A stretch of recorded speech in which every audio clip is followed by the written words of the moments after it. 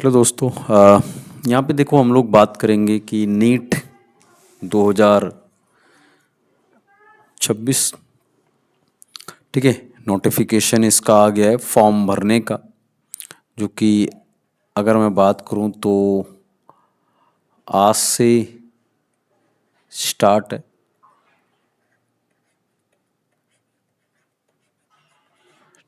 ठीक है। और ये ठीक है मार्च तक है। ठीक है, मार्च में फर्स्ट वीक के आसपास तक है। एक बार मैं चेक करके आपको डाल दूंगा, लेकिन आप मैं 1 महीने का लगभग टाइम है। डॉक्यूमेंट वगैरह आई थिंक आपको पता है, फिर वो एज वगैरह मिनिमम 17, मैक्सिमम कितनी भी है। नंबर ऑफ अटेम्प्ट्स भी कुछ नहीं है, अनलिमिटेड हैं। उसके बाद डॉक्यूमेंट मेनली 10th का बर्थ के लिए और 12th का, बाकी अगर आप कैटेगरी से बिलोंग कर रहे हैं तो आपके कैटेगरी वाला जो भी लगेगा। तो हम लोग इस पे तो ज़्यादा डिस्कस करने नहीं आए कि भाई कैसे भरना है फॉर्म, कैसे नहीं भरना है, क्योंकि वो आई थिंक आपको पता है 50,000 वीडियोस के ऊपर आपको अवेलेबल होंगी। जो मेन अपना इसके अंदर हमें समझना है वो ये कि सर नीट में जो अपने पास, मैं बेसिकली अगर बात करूं तो अपने पास जो, अगर आप देखोगे ये आपके पास कंटेंट पूरा अपडेटेड कि भाई किसने किसने प्रपोज किया है नीट में, क्या क्या होता है आपको पता है। यूजी है और आपका 2026-27 सेशन के लिए लिया जा रहा है। ठीक है, ये गाइडेंस वाइडेंस आपको पता है। ठीक है। अभी बात क्या करनी है हमें, देखो यहाँ पे हमें बात करनी है कि सर जो अपने पास नीट में मेन सब्जेक्ट हैं, फिजिक्स, फिर केमिस्ट्री, फिर bio. Sir physics chemistry bio की अगर आप बात करेंगे तो आपको पता है कि आपके पास 90 क्वेश्चंस बायो के आते हैं। ठीक है। वैसे नॉर्मली ये बॉटनी जूलॉजी अलग अलग रहता है, पर कई बार वो मिक्स कर देता है, अलग अलग सेक्शन ही नहीं दिखाता। उसके बाद जो आपका ऐसे ही 45 क्वेश्चंस आपके केमिस्ट्री के और 45 क्वेश्चंस फिजिक्स के। ठीक है, ये होपफुली आपको पता है, जनरल पैटर्न पता है। हर क्वेश्चन आपका 4 मार्क्स का होता है, +4, फिर -1 गलत किया तो पेनल्टी लगेगी उसकी, जो भी। ठीक है।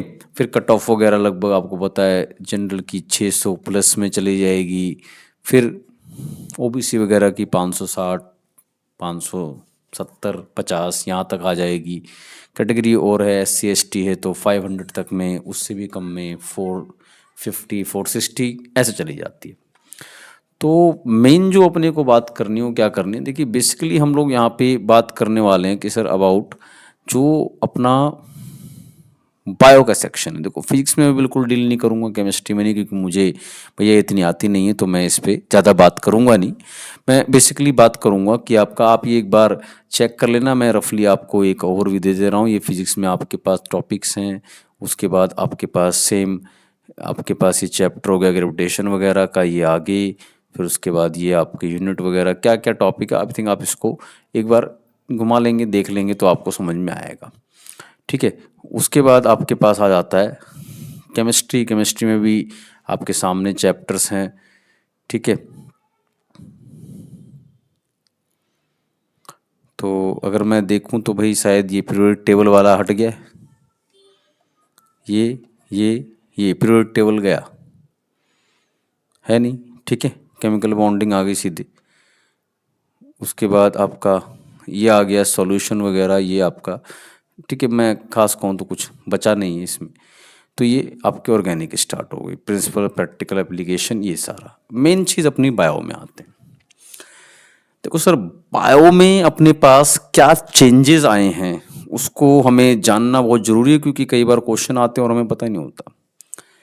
डाइवर्सिटी वाला जो चैप्टर है 11th क्लास का, लिविंग वर्ल्ड का, सर लिविंग वर्ड वाले चैप्टर में से अगर मैं कहूँ तो एज इट इज़ जो पहले था वही पूरा है कि बायोडाइवर्सिटी, लिविंग क्या है, आपका क्लासिफिकेशन वगैरह, taxonomy, systematic concept, taxonomical hierarchy, binomial, जो भी आपकी NCERT अभी नई वाली है उसमें है, जिसमें टेक्सोनॉमिकल एड्स वगैरह कटा हुआ है तो वो कटाइए। फिर चैप्टर सेकंड जो आपका होता है biological classification, sir as it is पूरा है, कुछ भी चेंजेस नहीं है, सब कुछ मिलेगा इसमें जो है अपनी एनसीईआरटी में एज इट इज पूरा, कोई भी कुछ भी पोर्शन डिलीटेड नहीं है। फिर उसके बाद ये आपका चैप्टर थर्ड प्लांट किंगडम, ये भी जो न्यू एनसीईआरटी है एज इट इज, अगर पुरानी है तो उसमें एंजियोस्पर्म टॉपिक दे रखा है वो नहीं आएगा, जिम्नोस्पर्म तक ही आएगा, ठीक है। उसके बाद आपका अगला जो चैप्टर है एनिमल किंगडम, चाहे नई हो या पुरानी हो पूरा कंप्लीट चैप्टर है, इसमें कोई इसमें प्रॉब्लम नहीं होनी चाहिए। फिर आ जाते हैं सेकेंड यूनिट में जिसमें structural organisation in animals and plants की हम लोग यहाँ पे बेसिकली बात करेंगे।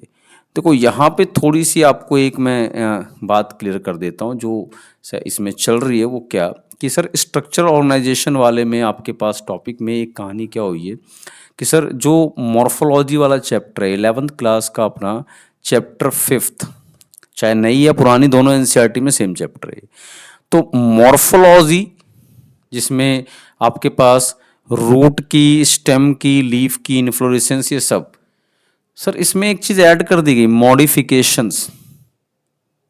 नई एनसीईआरटी में मॉडिफिकेशन गिवन नहीं है, पुरानी एनसीईआरटी में है, तो मॉडिफिकेशन रूट की, स्टेम की, लीव्स की, एक आधा आपने शायद सुना भी होगा, जैसे रूट की मॉडिफिकेशन में आपके पास हो गया प्रॉप रूट का एग्जाम्पल, वो बेनियन ट्री वाला, स्टेम में हो गया पोटैटो का स्टोरेज हो गया, लीव्स में हो गया आनियन वगैरह का स्टोरेज हो गया। तो ये सब मॉडिफिकेशन अपनी नई एनसीईआरटी में गिवन नहीं है, पर ये आएगा, पुराने एनसीईआरटी में है। फिर जो टिश्यू वाला चैप्टर है, किसमें, चैप्टर नंबर 6 पे चला गया अब मैं, चैप्टर नंबर 6 पे चला गया मैं, जिसको आप बोलते हैं एनाटॉमी ऑफ फ्लावरिंग प्लांट। तो वहाँ टिश्यू वाला टॉपिक अभी नई एनसीईआरटी में नहीं है, वहाँ डायरेक्ट क्या है, टिश्यू सिस्टम से स्टार्ट है, ठीक है। तो आप ये बात ध्यान रखें कि इसके अंदर टिश्यू वाला जो चैप्टर टॉपिक है आपका, उसके अंदर जो क्या होते हैं, meristematic tissue, permanent tissue, meristematic में apical meristem, intercalary, lateral meristem, फिर परमानेंट में सिंपल परमानेंट, कॉम्प्लेक्स परमानेंट, आपका सिंपल में आपका पैरेन्काइमा, कोलोनकाइमा, स्क्लेरोकाइमा, कॉम्प्लेक्स में आपका जाइलम फ्लोएम, उसकी भी पार्ट, ये सब आएगा। एनसीईआरटी में नहीं है, नहीं एनसीईआरटी में पर आएगा। तो अगर मैं आपको बताऊं बेसिकली मैं क्या बोल रहा हूँ, क्या क्या चीज़ अपने पास जो अपनी नई एनसीईआरटी में अभी नहीं है पर वो आएगा नीट के सिलेबस में, वो क्या सर, मॉडिफिकेशंस आएंगी, चैप्टर 5th में नहीं है लेकिन आएंगी। टिश्यू आएगा, चैप्टर 6th में नहीं है लेकिन आएगा सर, ठीक है, ये ध्यान रखेंगे। बाकी एज इट इज़ कोई प्रॉब्लम नहीं, सब आएगा। बस जो चीज़ है, जैसे आपकी फैमिली अगर बात करें तो नई एनसीईआरटी में खाली आपको सोलोनेशिया मेंशन है, ठीक है, लेकिन अगर आप देखो तो इसके अंदर इन्होंने सोलोनेशिया को मेंशन ही नहीं किया नीट के सिलेबस में, बट आएगा, ठीक है। थोड़ा ध्यान रखना, कंपोजिटा जो फैमिली है उसको कई बार एस्टेरेशिया भी लिख देते हैं, तो कन्फ्यूज़न ना हो, वो सेम ही बात है। इसका आपका जो है ग्रामीण एशिया को कई बार कई जगह पोएशिया लिखा होता है, तो कन्फ्यूज़न नहीं होनी चाहिए, ठीक है। ये आपके पास थोड़ा सा ध्यान रखना इसमें आएगा। एनिमल टिश्यू में बात करें तो एनिमल टिश्यू में आपको जनरली एनिमल टिश्यू वाले चैप्टर में आपके पास क्या आ रहा है, बस सर वो आ रहा है बस morphology, anatomy and function of different system of frog.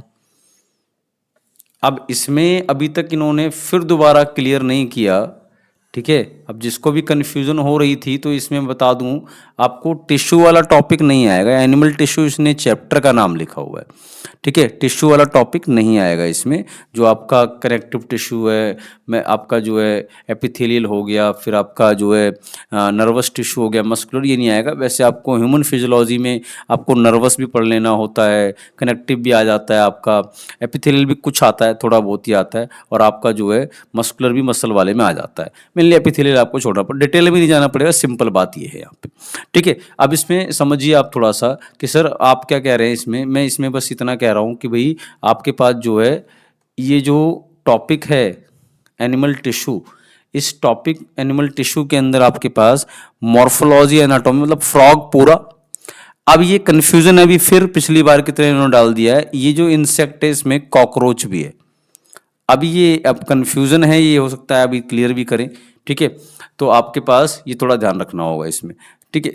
Then उसके बाद हमें थोड़ा सा इसके अंदर बात करते हैं चैप्टर नंबर थर्ड आपका, सॉरी यूनिट नंबर थर्ड की बात करेंगे। यूनिट नंबर थर्ड क्या है, सेल वाला पूरा। सर इसमें कुछ भी नहीं कटेगा, एज इट इज जो पूरा एनसीईआरटी में जो भी आपने जितनी डिटेल में पढ़ा है सब आएगा, ठीक है। कुछ भी नहीं कटा है इसके अंदर, सब आएगा, पूरा पूरा कंटेंट आएगा।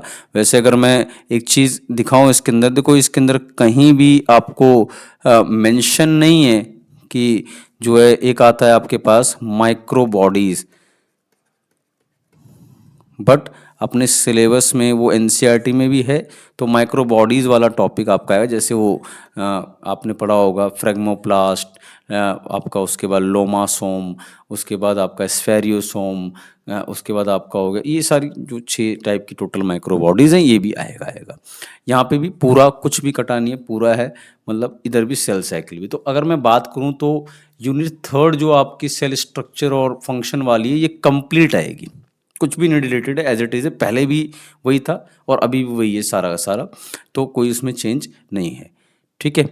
फिर आता है आपका देखो प्लांट फिजियोलॉजी। प्लांट फिजियोलॉजी में वो पहले जो चैप्टर जो नई एनसीईआरटी उसी के अकॉर्डिंग पूरा आएगा, उसमें कोई बदलाव नहीं है, ठीक है। पूरा एज इट इज़ आएगा। जो फोटोसिंथेसिस का चैप्टर है कुछ भी कटा नहीं है, पूरा एज इट इज़ आएगा इसके अंदर। फिर यहाँ पे अगर आप आ जाओ तो इसके अंदर जो आपके पास पूरा पूरा रेस्पिरेशन वाला चैप्टर है, पूरा एज इट इज आएगा, कुछ भी उसमें कटा नहीं है, पूरा एज इट इज आने वाला है उसके अंदर भी, ठीक है। प्लांट ग्रोथ एंड डेवलपमेंट जो भी नई एनसीईआरटी के अकॉर्डिंग है सारा आएगा, कुछ भी उसमें चेंज नहीं आएगा, ठीक है, सब कुछ आएगा। पुरानी एनसीईआरटी के अकॉर्डिंग जाओगे आप तो उसमें आपको दो चीज़ें ले रखी हैं, एक वर्नलाइजेशन और एक फोटो पैरोडिज्म, ये छोड़ देना, ये नहीं आएगा, ठीक है। जहाँ ये ए बी हार्मोन तक है बस वहीं तक आता है, ओके। अब आ जाते हैं यूनिट नंबर 5 अपने पास है, यूनिट नंबर 5 जिसको ह्यूमन फिजियोलॉजी बोलते हैं। तो ह्यूमन फिजियोलॉजी का भी एज इट इज चल रहा है। जैसे इसके अंदर आपका जो भी नई एनसीईआरटी के अकॉर्डिंग है, तो डाइजेशन वाला चैप्टर नहीं है, तो सर वो नहीं है। ब्रीथिंग एक्सचेंज पूरा आएगा, body fluids and circulation heart वाला पूरा आएगा, कोई प्रॉब्लम नहीं इसमें, जैसा है पूरा एज इट इज जो एनसीईआरटी है। एक्सक्रीशन पूरा आएगा, कोई इसमें दिक्कत नहीं होनी चाहिए। उसके बाद लोकोमोशन मूवमेंट पूरा आएगा, कोई इसमें नहीं है। और नर्वस न्यूरल कंट्रोल कोऑर्डिनेशन जो भी एनसीईआरटी में भी नई एनसीईआरटी में पूरा आएगा, कोई इसमें बदलाव नहीं है। पुरानी एनसीईआरटी के हिसाब से आई और ईयर को छोड़ देना, वो नहीं आएगा। जिसमें रिफ्लेक्स एक्शन वगैरह है वो भी नहीं आएगा, ठीक है। केमिकल कंट्रोल एंड कोऑर्डिनेशन की बात करें, बिना किसी उसके पुरानी या नई एनसीईआरटी में जो कुछ है सब आएगा, ठीक है। इवन जो नहीं लिखा है वो भी कई बार आ जाता है, जैसे एक्रोमेगली वगैरह मेंशन नहीं है, तो आप ध्यान रखें उसको, ठीक है। उसके बाद जो है अपने पास आ जाता है ये रिप्रोडक्शन वाली यूनिट, एज इट इज जो भी आपने पढ़ा है रिप्रोडक्शन वाली यूनिट में नई एनसीईआरटी के हिसाब से जो भी है पूरा एज इट इज पूरा आएगा, उसमें कुछ भी कटा नहीं है। इसमें भी ह्यूमन रिप्रोडक्शन में भी रिप्रोडक्टिव हेल्थ में भी कुछ भी नहीं कटा है, सब आएगा। पुरानी एनसीईआरटी के हिसाब से अगर देखोगे रिप्रोडक्शन वाली यूनिट में 12th क्लास यहाँ से स्टार्ट हो जाती है, चैप्टर फर्स्ट है रिप्रोडक्शन इन ऑर्गेनिज्म, वो नहीं आएगा, जो कट गया था। अब नई एनसीईआरटी के हिसाब से जो है वो आएगा, ठीक है। फिर इधर आ जाइए जेनेटिक्स।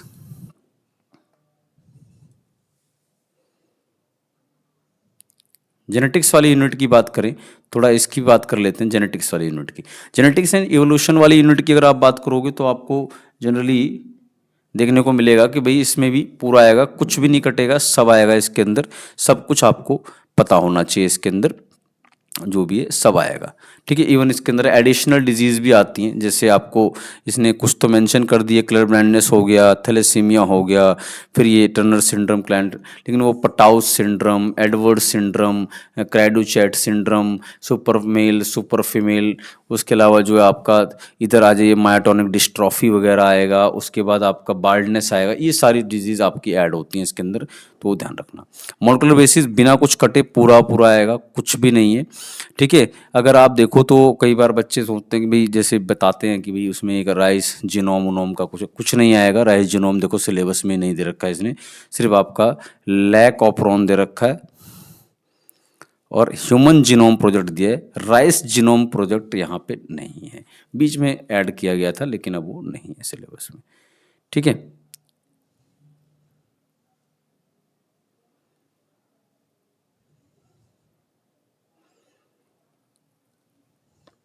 इवोल्यूशन बिना किसी उसके पूरा आएगा, कुछ भी नहीं कटा है, पूरा एज इट इज आएगा इवोल्यूशन में, कोई प्रॉब्लम नहीं होनी चाहिए। फिर इधर आ जाइए, बायोलॉजी एंड ह्यूमन वेलफेयर वाली जो यूनिट है, इसमें दो चैप्टर आते हैं, आपको पता है, ह्यूमन हेल्थ एंड डिजीज पूरा आएगा, पैथोजन, पैरासाइट, मलेरिया वलेरिया सब जो जो इसने डिजीज दे रखे हैं सारी आएंगी इसके अंदर, डेंगू चिकनगुनिया भी, ठीक है, इम्यूनोलॉजिकल वैक्सीन वगैरह, कैंसर, HIV, ये सब ऑलमोस्ट सब सब आएगा जो उसके चैप्टर में प्रेजेंट है, ठीक है। फिर देखो यहाँ अपने पास आ जाता है चैप्टर नंबर, ये आपका ये वाला है 8th वाला, माइक्रोब्स वाला पूरा आएगा एज इट इज, कुछ भी नहीं कटा है, सारा आएगा, जो भी नई पुरानी NCERT दोनों में जो भी वो सारा आएगा, ठीक है। बायोटेक्नोलॉजिकल एप्लीकेशन, पहले प्रिंसिपल्स हैं, प्रोसेसेस हैं, तो ये पूरा एज इट इज, कोई इसमें वो नहीं, पूरा आएगा ये चैप्टर भी। उसके बाद एप्लीकेशन वाला जो अगला चैप्टर है नई NCERT के हिसाब से 10th, पुरानी के हिसाब से 12th चैप्टर है, तो ये भी पूरा आएगा, कुछ भी इसमें कटा वटा नहीं है, सारा आएगा, ठीक है, इसमें पूरा आएगा, तो आप इसको थोड़ा सा ध्यान रखिएगा। उसके बाद यहाँ पे आता है इकोलॉजी में जो गड़बड़ी की है इन्होंने, देखिए इकोलॉजी में ओके, मैं इसमें थोड़ा सा आपको क्लियर कर देता हूँ। इकोलॉजी में कुछ नहीं है, एज इट इज जो भी नई NCERT के हिसाब से दिया है वही आएगा,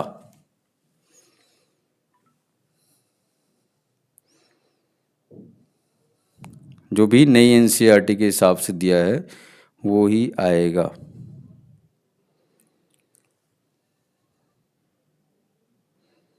वेट अ मिनट,